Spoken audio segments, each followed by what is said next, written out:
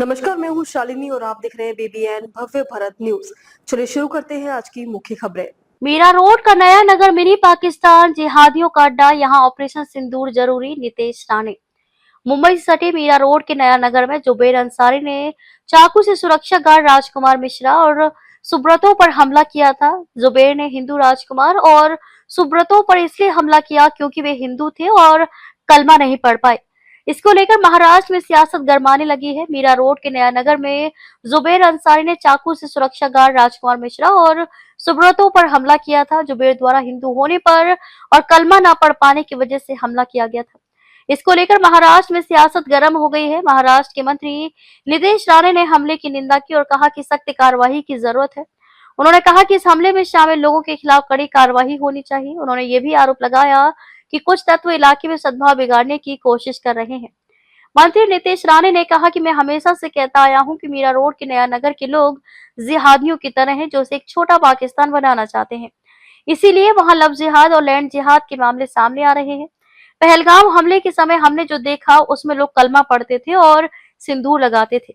जैसे ही पाकिस्तान में ऑपरेशन सिंदूर चलाना जरूरी हुआ, वैसे ही नया नगर में भी ऑपरेशन सिंदूर चलाने का समय आ गया है। नया नगर में जिहादी मानसिकता वाले लोगों को खत्म करना जरूरी है।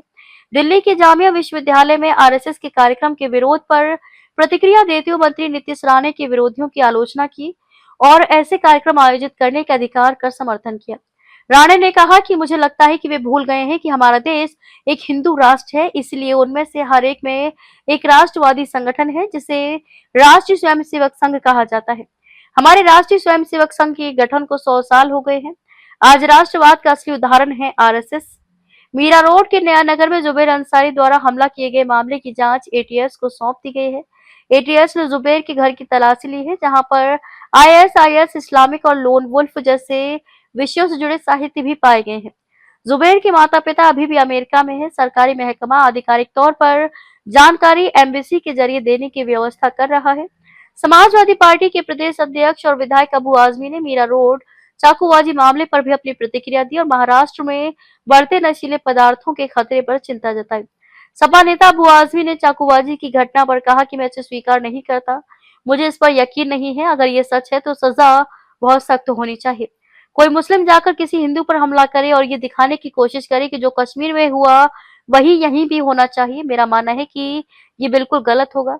अगर इसकी जांच की जाए ठीक वैसे ही जैसे टीसीएस मामले में निदा खान नाम की महिला के साथ हो रहा है। हर धर्म में अच्छे और बुरे लोग होते हैं। अगर कोई मुस्लिम ऐसा कर रहा है तो मेरा मानना है कि वह बिल्कुल भी मुस्लिम नहीं है।